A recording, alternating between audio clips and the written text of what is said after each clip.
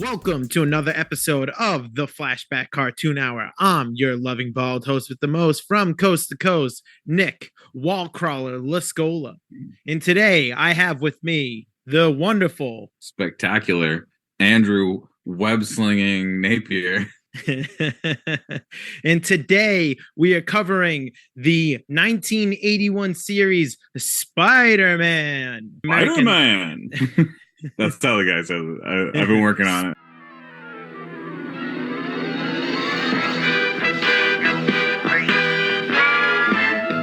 Spider-Man!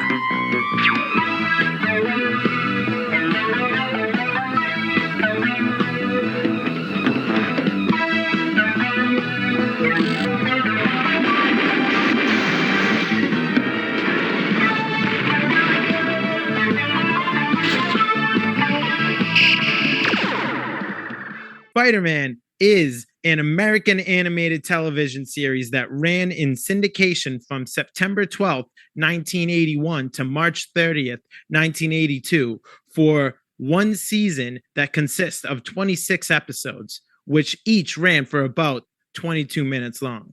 Spider-Man is based on the Marvel Comics character of the same name created by Stan Lee and Steve Ditko.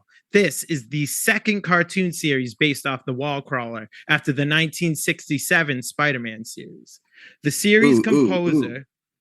Nicholas, would you like a fun fact? Yes, please. I just got finished reading the Jack Kirby documentary. I've done that a million times. I keep talking about it and I say documentary. It's biography. It's not a movie. Anyway, I just got finished reading it, and did you know that he claims to have invented Spider-Man? Wait, who? Jack Kirby. No way. Yeah, he there's a quote directly from him that says, "Yeah, I made it. I made all of the Marvel characters. We gave that one to Steve." No fucking He decided way. to give it to Steve. That's what he said. Yeah. Not even Stan. Yeah. And there was a him and Stan made it, but he said he made it, and then him and Stan decided to give it to Steve because he had too much to do. That's his story. Bone. That's hilarious, dude. But what's actually really interesting about it is he had a character for a different publisher called the Human Fly, who had almost exactly similar powers to Spider-Man. And the publisher was known to be very litigious. Mm-hmm. They sued a lot. I've actually seen a couple of comic comic issue covers of the Fly. Yeah, I don't know if it's the Fly or the Human Fly, because I think there were two. One called the Fly and one called the Human Fly. I don't know how they. I think I saw the Fly. Yeah, but they were worried that the people who made that comic were going to sue if Jack Kirby did another a spider hero with very similar powers. You know what I mean? Yeah. So they changed up the power set a little bit and gave it to Steve Ditko, supposedly. Wow. But Steve Ditko did a lot of things that made Spider-Man very popular, and Jack does admit that. But he said that he created it. He's like, it was my idea. He went with it. But he took it to where it is today. Yeah. Which is an amazing thing. Okay, so the series composer was Johnny Douglas, who also composed and conducted for such series as Spider-Man and His Amazing Friends, Dungeons and Dragons, The Incredible Hulk, the 1982 series, The Transformers, and G.I. Joe, A Real American Hero. Is that the live action Incredible Hulk? No. Okay. No, it was a cartoon series. Yes. So they had a cartoon Incredible Hulk. I didn't even know that. Yeah, and I'm actually going to go into... I'm about to go into it in a little bit because they're kind of pseudo connected, but not really. It's one of the first connected universes, but I'm going to go into that in a second. Let me run through this. The series was produced by the then Marvel Production Company. Marvel Productions was a television and motion picture studio division of Marvel Comics. It was a successor to the defunct DePatie Freeling Enterprises, which had created the Spider-Woman series, which ran from 79 to 80. Which was the very last cartoon before its reincorporation into Marvel Productions. DePatie and Freeling Enterprises, they're known for making the Pink Panther. Oh, really? The cartoon and stuff. Me and Tony have been working on the Looney Tunes episode a lot, and Friz Freeling made a lot of different Looney Tunes cartoons. And after he left Warner Brothers, he created this company with DePatie, who was a former boss of his. And they would, like I said, go on to make the Pink Panther, the Ant and the Aardvark, and like a bunch of stuff like that. My theme for this episode is I'm going to connect everything to Jack Kirby. Okay. In the book, they talk about that company because they were big fans of Kirby and hired him to like be on retainer. Like they were just like, yeah, you just tell us, talk to our artists, inspire them, like get on whatever show you want. You could be executive producer. Like that's what he did after he finally like got out of comic books. Really? Well, that's just funny because like you had just before we even started recording, you just went into this about how like I was literally just talking to you about it. It's just so funny, dude. That's perfect.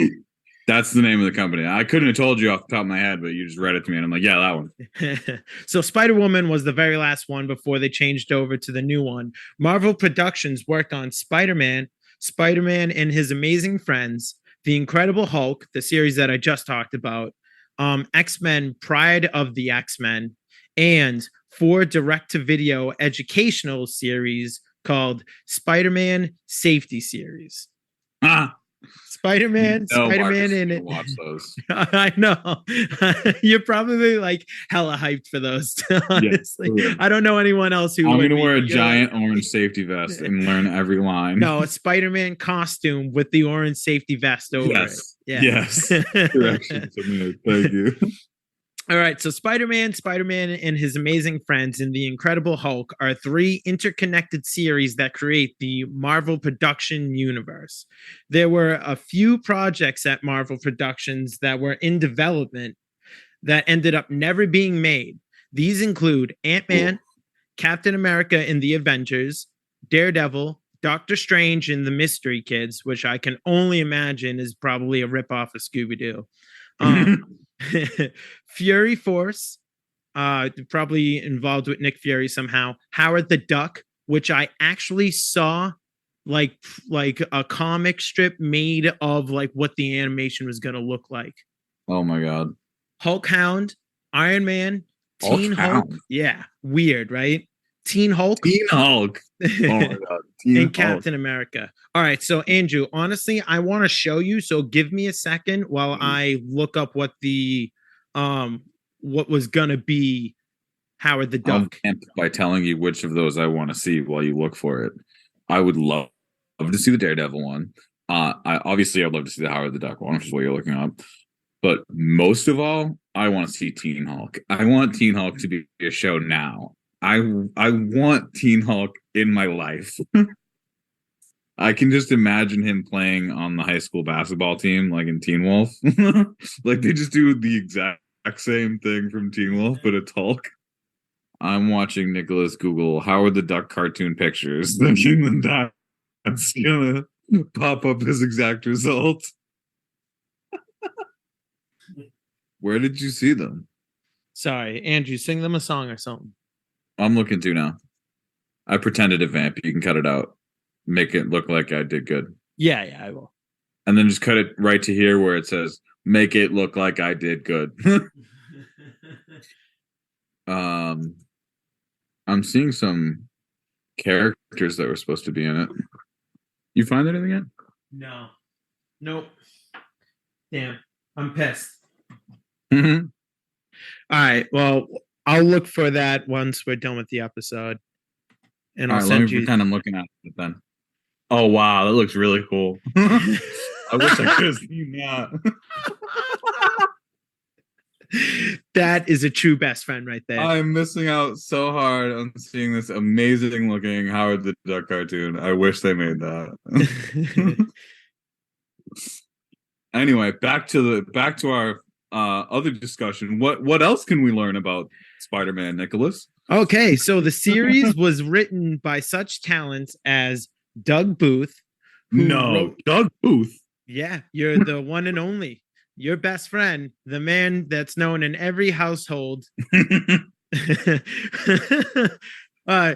Doug Booth, who wrote for such shows as the all-new Popeye Hour, Heathcliff and the Cadillac Cats, the Drac Pack, the new Scooby-Doo Mysteries, the Super Friends, Spider-Man and his Amazing Friends, the Teenage Mutant Ninja Turtles, the Transformers, Captain N, the Game Master, Street My Fighter. God, that show keeps coming up. It keeps coming up, dude. Street Fighter, which we just talked about in our Savage Dragon episode, the Magic School Bus, and the 90s Marvel series X-Men, Iron Man, and Spider-Man, just to name a few. Next, we have Donald F. My Jack Kirby connection again. Please interject. He one of his first art related jobs was working on Popeye animation cells. Really? Ever? Yeah, like the original Popeye in the 40s. Not 40s. It was like before that. It was the hand-drawn animation. Sick. Yeah. I just never would have paired up Jack Kirby and Popeye. Yeah. He said he fucking love somebody else's style all the time. Yeah. You wanted to do Jack Kirby, and he's like, well, it's animation. You have to draw exactly what they drew, just moved slightly to the left. You know what I mean? That's hilarious, though. Just picture what a Jack Kirby Popeye would look like. Like, imagine what Brutus would look like alone. Yeah, for sure. Fucking a dark side looking Brutus. Okay, so next we have Donald F. Glut, who wrote for such shows as Shazam, Land of the Lost, DuckTales, Challenge of the GoBots, Tarzan, Lord of the Jungle, Transformers, and G.I. Joe, A Real American Hero. Listeners, I want to give you a heads up now. A lot of these guys worked on both Transformers and G.I. Joe, so you're just going to hear those two pop up a lot. Next, we have Jack, bear with me here, Jack Hanrahan, right? Jack Hanrahan? I was going to go Hanrahan. Hanrahan. Either or. He wrote for such shows as Birdman and the Galaxy Trio. Oh, hold on, I can do that better than that. Birdman and the Galaxy Trio. The Fantastic Four, the 1967 series with the robot instead of the Human Torch. Also wrote for DuckTales, The New Archies, Heathcliff, The All-New Popeye Hour, The Adventures of Sonic the Hedgehog, and The Super Mario Brothers Super Show, just to name a few paisanos. Christy, all right, go. Just a random question. I'm sorry. The original Android Human Torch is in the Fantastic Four. Nope. It's not even the Human Torch. It's just a robot sidekick that they have. That's so funny. Yeah, I forget what the name of it is, but he was notoriously hated. That seems like a reason because they couldn't show him on fire. On fire. It's yeah. Without it, I want to say it was actually some kind of licensing thing. For the first couple of years of his existence, they weren't allowed to show him burning anyone in the comics. Oh, really? Yeah. What would he just make a fire circle around them or something? Yeah, all sorts of things like that. Yeah. I caught him, guys. Here's my fire cage, but yeah. Or he'd fly up to them with his flame flying, and then he'd unflame his right fist just to punch him in the face. You know what I mean? That's hilarious. Yeah. Take it. At least it shows that he cares. Yeah. I don't want to. I'm not going to burn this guy alive. Yeah. All right. So let me go into the last writer. The last writer is a girl. Her name is Christy Marks, who is credited for writing such shows as G.I. Joe, A Real American Hero, Gem, and the Teenage Mutant Ninja Turtles, and Conan the Adventurer. Next, I figured we can finally go into the voice cast. Yes. And Andrew, why don't you help me out with this one? We'll go tit for tat for one of these. Okay. You go first. You start off with the man of the hour. Okay. Spider-Man, aka Peter Parker, for those who don't know, don't tell anyone, was played by Ted Schwartz. Oh, no. It's the Black Cat. And she's headed for the New Year's party in JJ's office. If I follow her to see what she's up to, Betty'll be through with me for sure. Oh, give it up, Webhead. You never could turn down a date with danger. While not having many credits to his name, Ted did also voice Rodimus Prime and Tailgate in the Transformers, and also Thrasher in G.I. Joe. Next, we have Aunt May / the Black Cat, played by Morgan Lofting. Hello. Oh, how are you, Mr. Jameson? Oh, fine. Never better. Let me speak to Peter. I'm sorry, Mr. Jameson. Peter's studying. Could I? Studying? What do you mean studying? The diamond exchange was just robbed. I need him to cover it. Well, you'll just have to get someone else, Mr. Jameson. Peter must finish his homework. It's time for the Black Cat to create a blackout. Gee, I haven't had so many cute guys after me since I dropped out of high school. She is also known as the voice of Baroness Madame Versailles in Coverta Fatale on G.I. Joe, Princess Invidia on Star Blazers, Vera and Lexa on Gem, and Moonrace and Firestorm on The Transformers. I just find it funny that Aunt May and Black Cat are played by the same voice. The same woman, right? A couple of these are pretty funny. Imagine if they were the same person. That'd be a twist. Yeah. Imagine if Aunt May was the Black Cat. It'd be a little weird that she gets all cuddly with Peter. Spider-Man, not Peter. She doesn't know. Just saying, there's some possibilities in that universe. You're opening up boxes, dude, in the old noggin. Eric Wilson would love that universe. Yeah.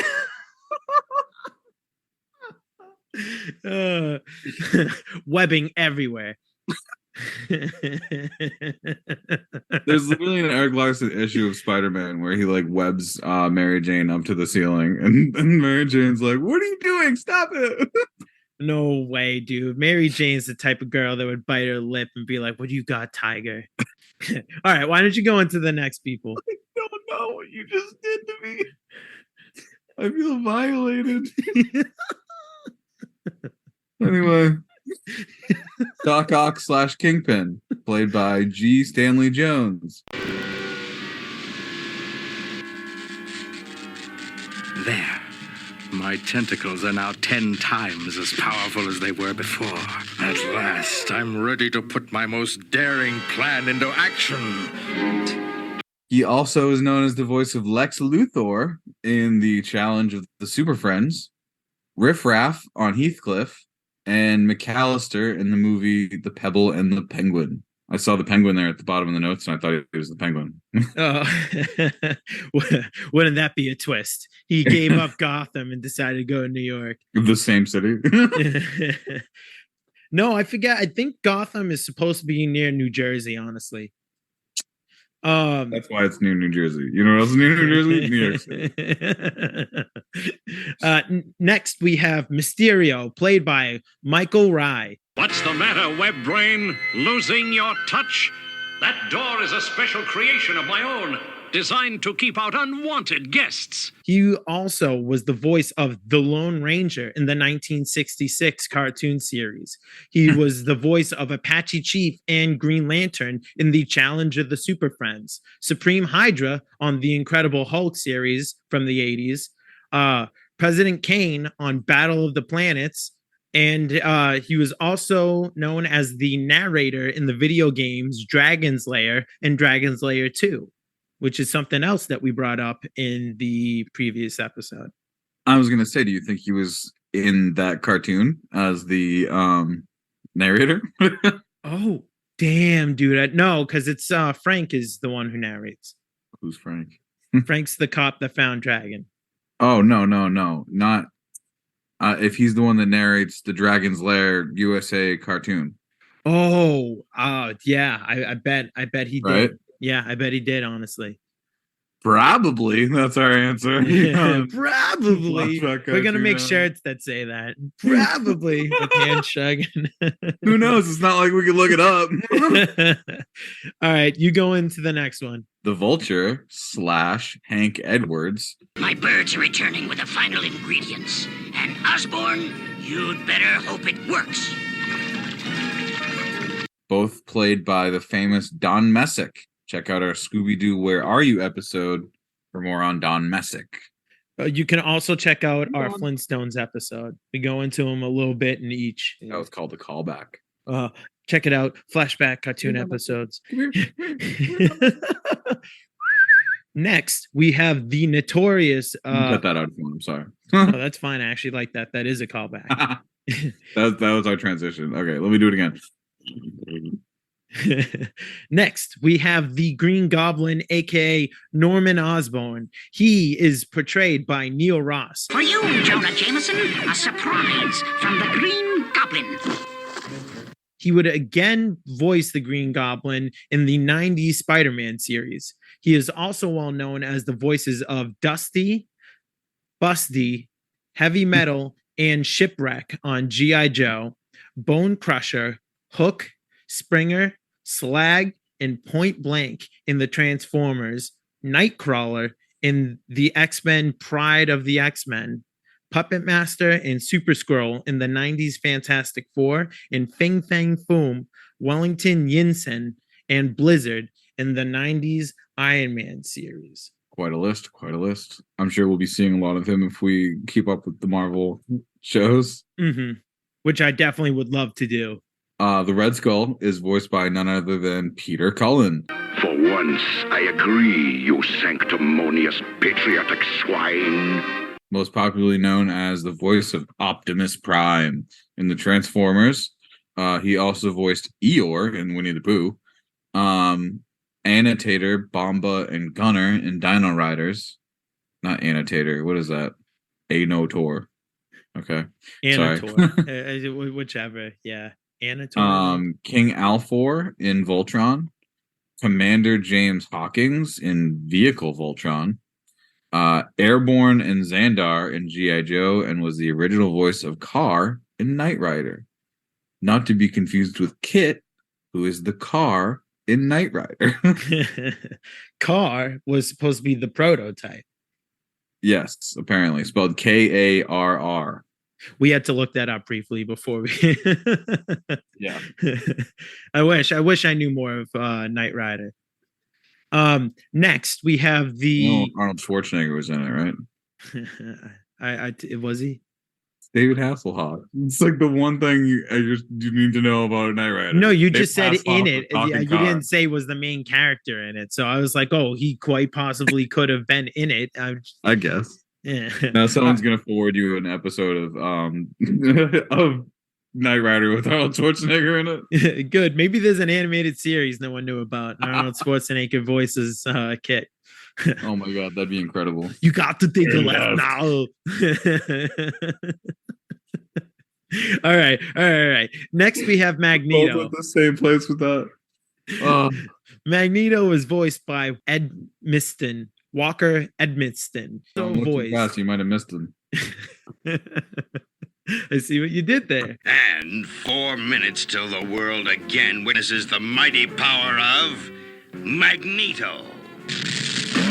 He also voiced Harvey Gabor in Gem, Sebastian in Dumbo Circus, Frankenstein's Monster, and the Kingpin in Spider-Man and His Amazing Friends, and Inferno, Dr. Soji Yoshikawa, and Lord Gaikoni in the Transformers. Dr. Doom and the Wizard are both voiced by Brad Crandall. You were foolish to return to my ship.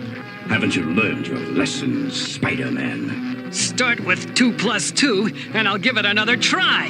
For where you are going, there are no jokes. Weirdly enough, Brad mostly only did narrator voices on such shows as In Search for Historic Jesus, The Greatest Heroes of the Bible. I'm reacting to this because I'm reading this for the first time. The Curse of Dracula, and Captain Power and the Soldiers of the Future. During the 1960s, he had a nightly talk radio program on WNBC radio in New York. That is incredible. Isn't it just funny how it's like 2 Bibles? There was a few more. I just didn't want to list them all because I was lazy. Yeah. But like then it's like the Curse of Dracula. Yeah. Captain Power and the Soldiers of the Future. Like, what is that? I said it and I didn't even hear it. Like, what is that? I don't know. Maybe in a future episode, it sounds like, honestly. Captain Power and the Soldiers of the Future. That sounds like a Jack Kirby comic book. That sounds like. It could be now. Just brought it back. How many times I said Jack Kirby this episode? They're gonna drink again, buddy. Yeah, I know, right? We need it. All right. So why don't we do as we always do and give the series a letter rating from F to A plus. Andrew, why don't you go first, buddy? I'm giving this a solid A minus. Really? I really like it. It grows on you quickly. You first watch it and you're like, this is annoying. And then you're like, but in such a good way. Yes. I'm going to give it a B plus. I agree. I agree with you. I went into this thinking like, oh, because we've all seen the 60 Spider-Man memes. I've actually watched episodes of the 60 Spider-Man. So I went into this one very hesitant, which is weird because I love Spider-Man and his amazing friends so much. So when I started watching it, it was like we had talked about at first. Peter's voice was weird. It wasn't linking up to him. And then as the more that you watch it, the more you continue with it, it just grows on you. Certain characters grow on you. It's the animation super fluid.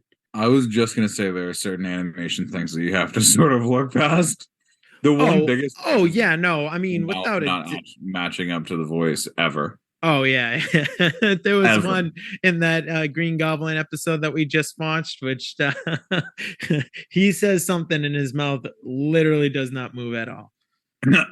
And like, I appreciate the effort of them making Spider-Man's jaw go up and down when he's talking with the suit on. Yeah, but like, if you had just not made him move at all, it might have even looked better. Because like you would forget that his jaw needs to move because he's just like Spider-Man with like this. He's a logo as a face. Like he's not an actual. He doesn't look like a person, so you don't think about it.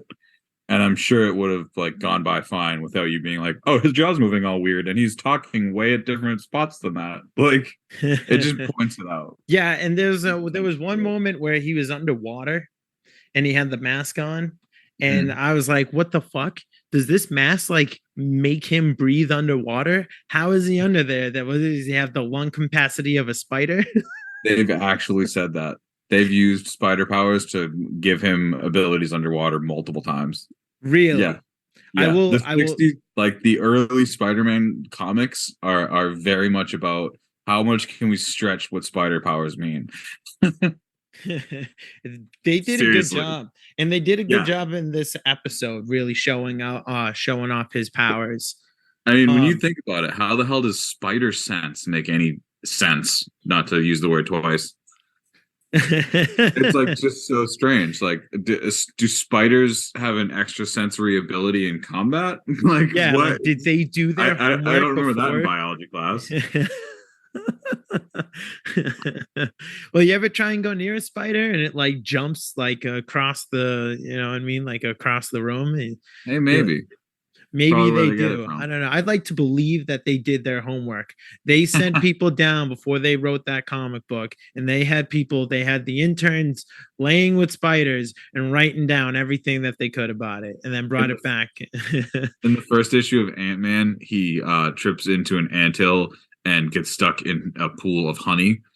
There's no ants that would have a pool of honey in any existence anywhere on our Earth. Is that it? They did not do their research on Spider-Man. Yeah, but what was funny is you must have done your research, because how the fuck did you come across that that fact? I actually heard it on a podcast. Now I'm passing along on our podcast. Why don't you?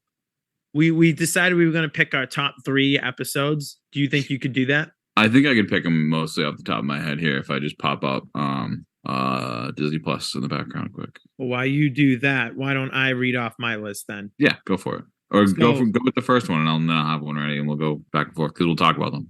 Okay, I'm gonna go into my 3, and then I'm gonna go 2, and then my number 1 pick is gonna be my favorite episode overall.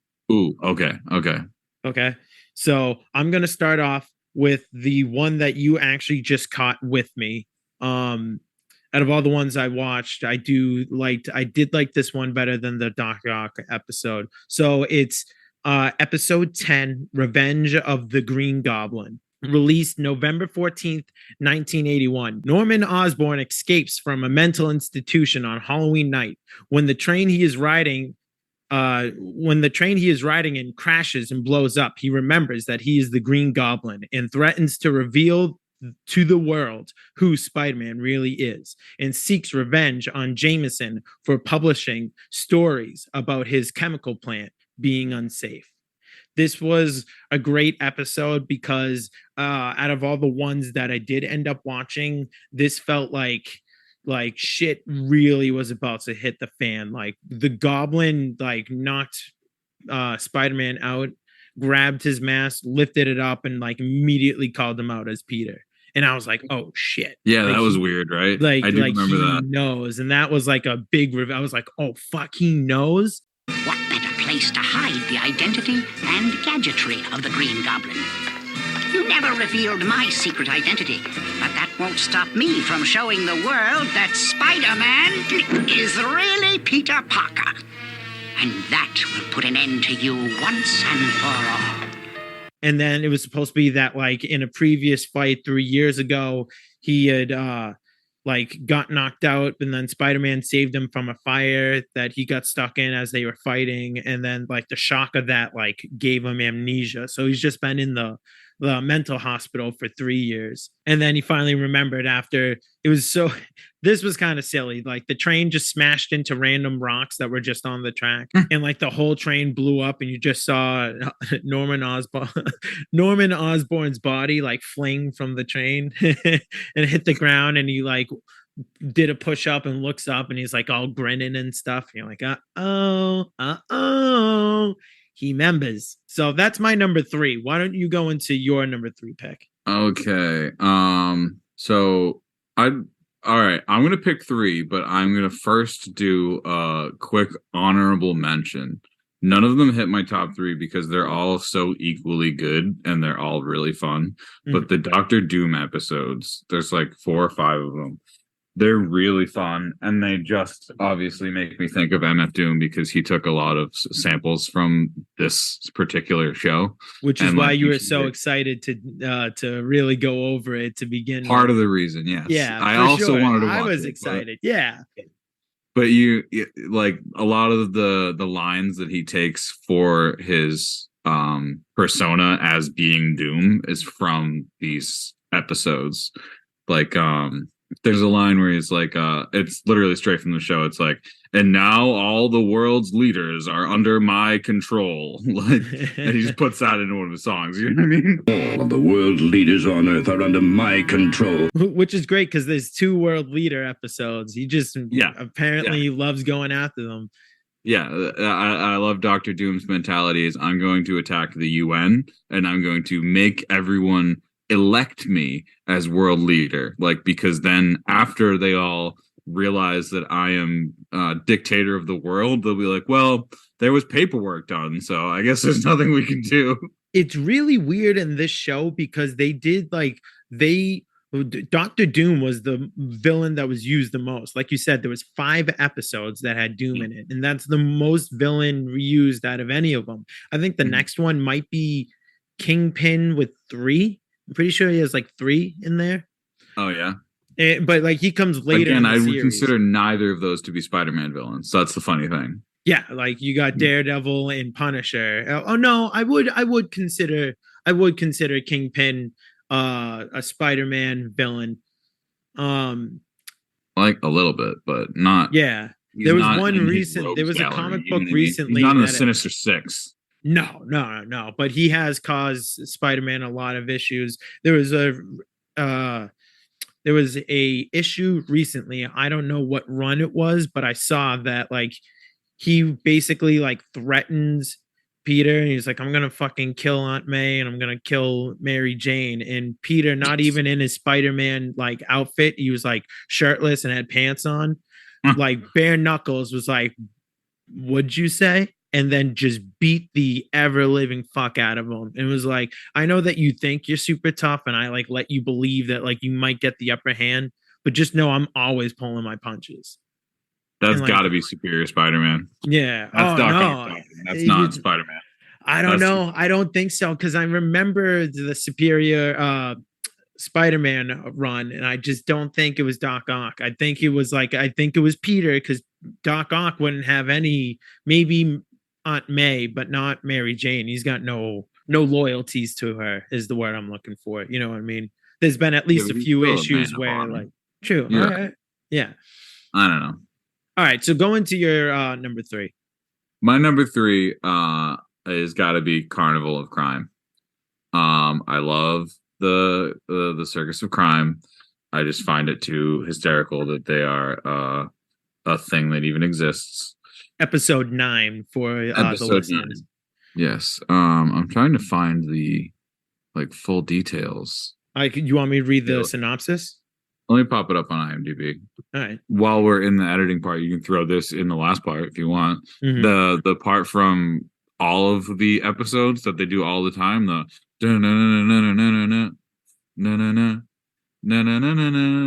that's used in more recent MF Doom 2018 with his Czarface meets Metalface album. And that was awesome. I love what they do with that. It's Badness of Madness, I think, is the I've been getting way more into Doom lately, so I'll definitely check that out. Okay, so for my next choice, I choose the episode Curiosity Killed the Spider-Man, which was episode 4. Episode 4, I choose you. It was released on October 3rd, 1981. After Spider-Man stops her from robbing a Daily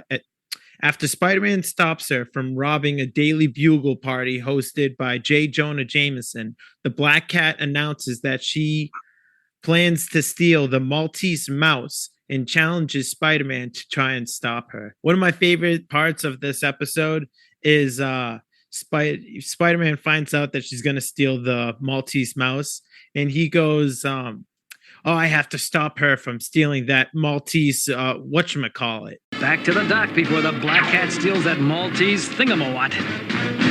You couldn't think of the word mouse, but you could remember the word Maltese, but not mouse. It's like much more specific of a word than mouse. It's like, that's so silly. But also, I really enjoyed the back and forth between Black Cat and Spider-Man in this episode. The flirtiness between them is really cool. Well, hello there, Black Beauty. Looks like your bragging news headline should have been printed in the funny pages. I told you before, it's dangerous to let the Black Cat cross your path. Gee, I forgot. I guess the only thing I consider unlucky is spilled web fluid. Even though, like I told you before we started recording, Black Cat does try and be a little too Catwomanish, where she tries to drag out the way she says perfect or stuff like that, but she doesn't roll the R. She doesn't go perfect. Perfect timing. You know what I mean? She's just a perfect. I'm like, you tried. It was cute. It was cute. You tried, but that's about it. So why don't you go into your number 2? Well, it's funny. I hadn't looked at the IMDb episode guide yet. Mm-hmm. I've just been looking on Disney Plus and scrolling through them. And apparently the ones that are my favorites are the ones that are lowest ratings on IMDb. Oh, that's hilarious. So this one's rated 5.7 stars out of 10 on IMDb. It was released February 6th, 1982, and is episode 22, Arsenic and Aunt May. Okay, all right. Spider-Man catches the relative of the burglar that killed Ben Parker, which leads the Chameleon to discover Spidey's secret identity. He poses as Uncle Ben's spirit. Yes, you heard me right. Spirit. And tricks Aunt May into seeing a medium that will give her a necklace that will hypnotize her into trying to kill Spider-Man. Jesus Christ. Yeah. So, just to wrap our heads around this, the beginning of the episode starts with Spider-Man fighting some random criminal who he hears nothing about other than that criminal gets arrested. That criminal then goes to jail and has become cellmates with the Chameleon, and then recaps Spider-Man's origin story for the Chameleon.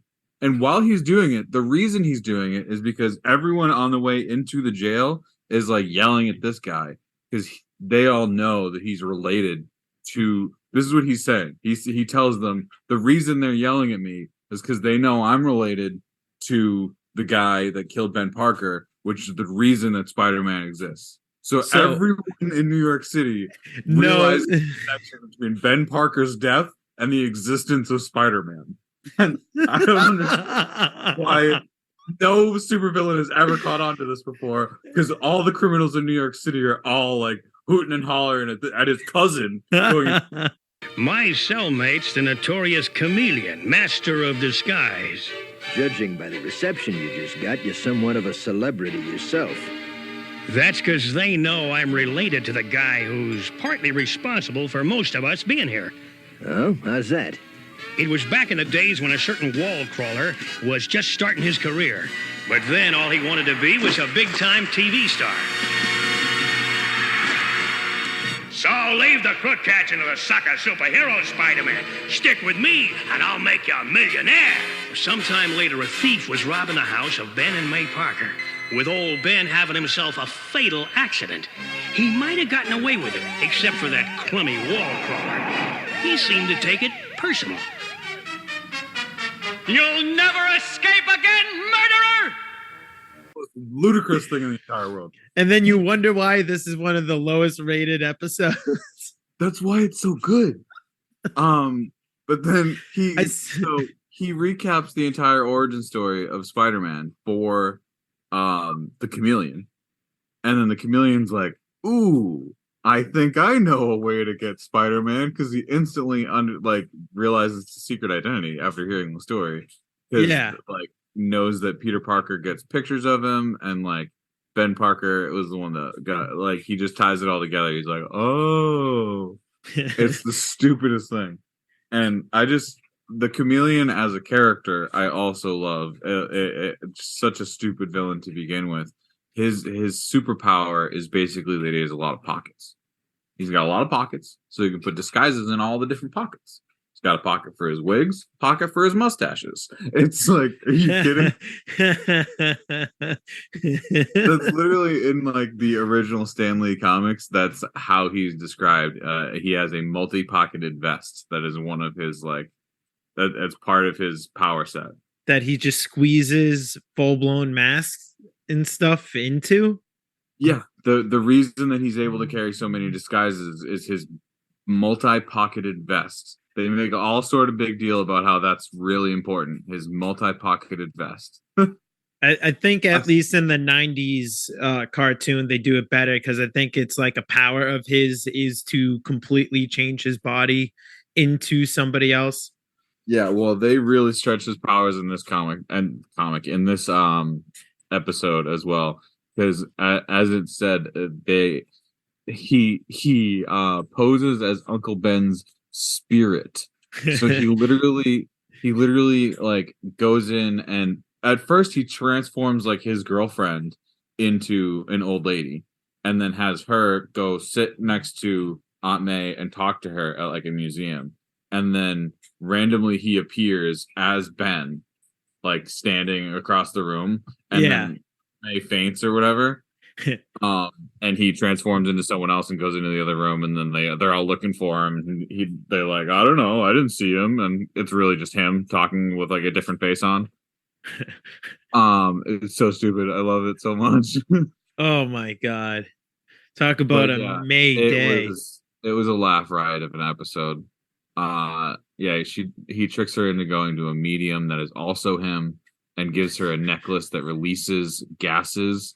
Sounds like a Scooby-Doo thing, when they dress up as someone to trick the villain, but they play different characters all at once. Hey, come here, I'm a barber, come sit down. Once they get into the Aunt May trying to kill Spider-Man thing, it's freaking incredible, because obviously Aunt May can't kill Spider-Man. I don't know why he thought that was going to work. You know what I mean? But this old lady will kill him. Spider-Man to come over to her house 3 times, and it has no suspicion that it's Peter, even though Peter's not there ever. And had conveniently just left 2 minutes ago. Yeah. Wow. Yeah.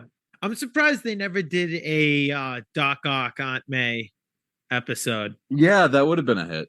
Yeah, because they have that whole that weird fling from the comics. Yeah, they got married once. Oh yeah. And one little tiny part in the episode that I thought was funny was a little cross promotion. he says at one point to like the cops, he's like, I'm sorry, but my aunt needs me to be back home exactly at 8 o'clock. And then it shows the clock strike 8, and which I'm sure is the time that the friggin' show came on. But basically, so she's like, he's like, why did you want me to be home at 8 o'clock, Aunt May? And she puts out like a TV tray in front of the like recliner in the living room and turns on the TV. And she's like, this program was coming on, and I thought you would really like it. It's about superheroes that are nice guys instead of that mean old Spider-Man. Adventures. Now, what's this surprise you said you were planning for me at 8 o'clock? Just get comfy in your Uncle Ben's easy chair and you'll see. And now, the new adventures of the mighty Avengers. You wanted me home to see a TV cartoon show? Oh, I know how you enjoy adventure programs, and this is one about nice people with strange powers. Not nasty people like that scary Spider-Man. And it's like clearly just a cross promotion. It's like must have been an Avengers television show that was on at 8 o'clock. Yeah, there was an episode where Peter has to. Oh, actually, I'm gonna go into it because it leads right into my number one pick. So for my number one pick, I chose it's the highest rated episode, and I can completely see why. It's currently on IMDb. It has a 7.4 rating. It is episode 18, The Capture of Captain America. Spider-Man witnesses the capture of Captain America as orchestrated by the Red Skull. Now, Spider-Man must rescue the star-spangled hero before the Red Skull can project his consciousness into Captain America's body. And it's really cool because it really starts off J. Jonah Jameson is going off about how much he loves Captain America. Captain America is a real hero, unlike that worthless Spider-Man. J. Jonah Jameson decides to create a Captain America Day. So he creates this big parade and stuff and a big showing for Captain America. And then they give you a quick backstory. Captain America fought World War II, beat the Nazis, big explosion, fell into the ice, got melted years later. Lo and behold, when Captain America gets up on stage to look at J. Jonah Jameson, it's actually the Red Skull who had knocked Triple J out in the back and then dressed up as him. And so Spider-Man was there taking photos. He decides to show up and kind of messes things up between the fight between Captain America and the Red Skull. And that was pretty funny. Yeah, he swings in and accidentally bumps into Captain America's shield that's swinging, and it gives Red Skull enough time to knock Cap out and kidnap him and take him away. So all the people who are gathered all were sitting there and were like, wow, Spider-Man, we never actually believed Jameson before. We always thought that you were a hero, but after watching this, you clearly just helped the Red Skull. And Spider-Man was like, oh no. And everyone, it then shows Betty Brant being like, I believed in you, I defended you, and you're a menace. And all the New York population, you see kids throwing out there Spider-Man comic books, no one trusts Spider-Man anymore. In fact, you and that Skullface are probably partners. I used to think Mr. Jameson was wrong about you, Spider-Man. But now...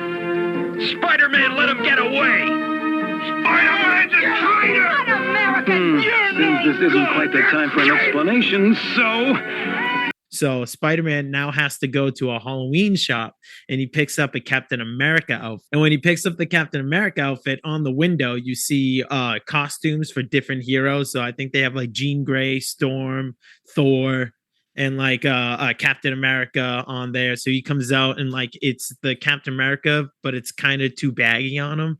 And he goes, oh, I bet no one will notice. And the very next scene, someone's like, wow, that outfit's a little big on you, huh? It's just kind of womp, womp, womp. But the cool thing about this episode is that this episode was co-produced with Toei Animation, which any of the anime manga fans out there, our anime fans, know Toei, especially they make like One Piece, they make Dragon Ball, Dragon Ball Z.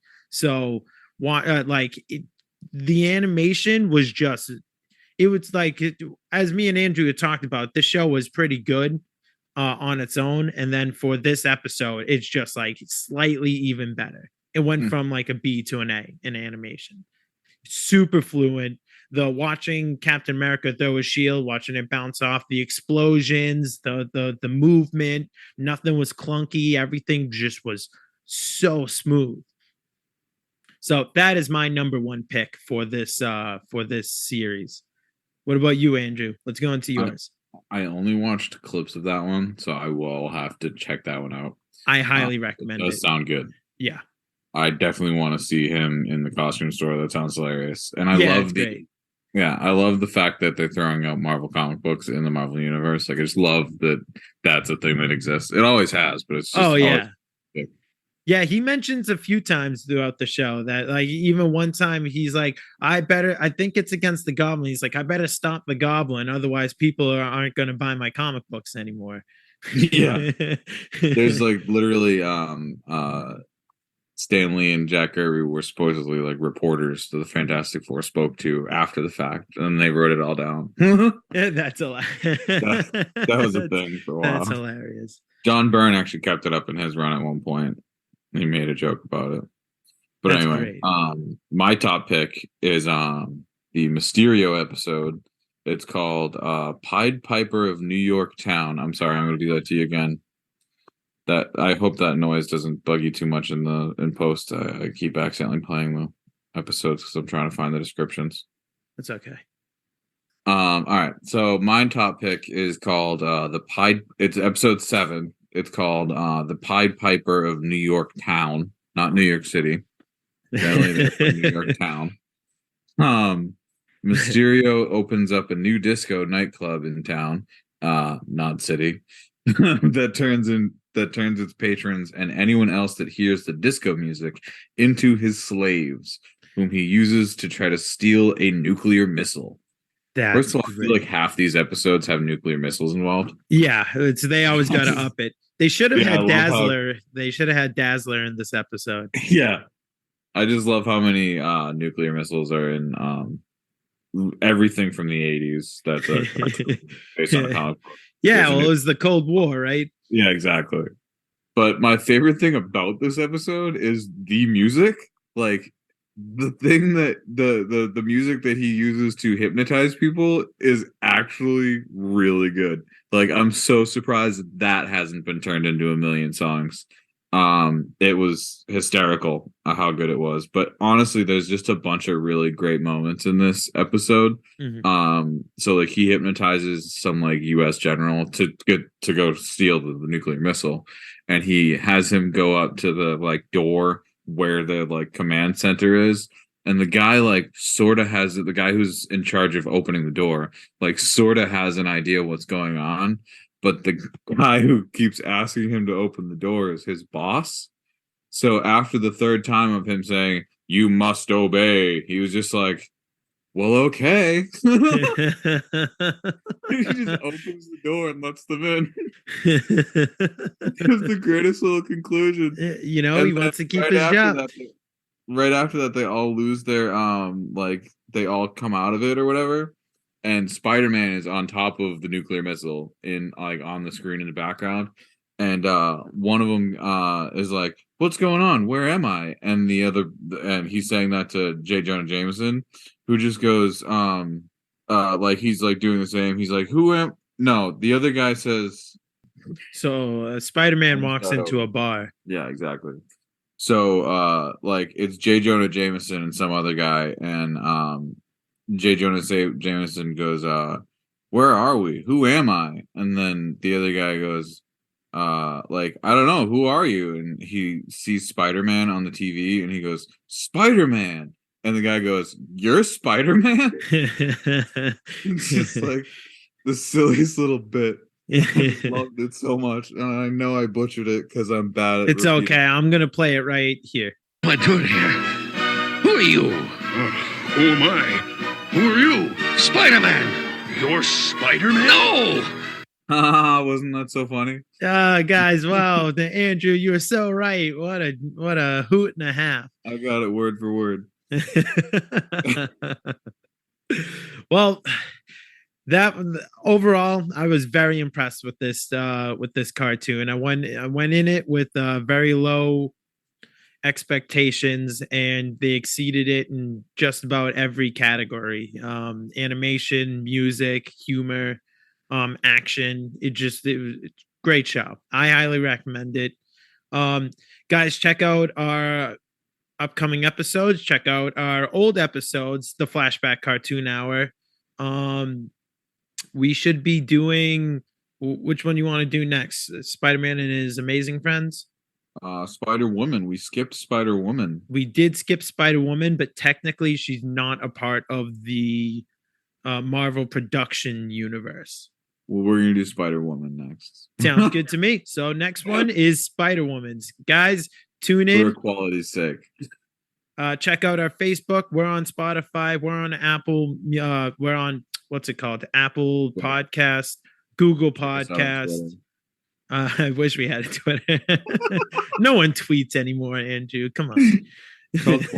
It's on Twitter. All right, guys. And remember the 3 golden rules: fight pollution, save the planet, and be good to yourself. Thank you and good night.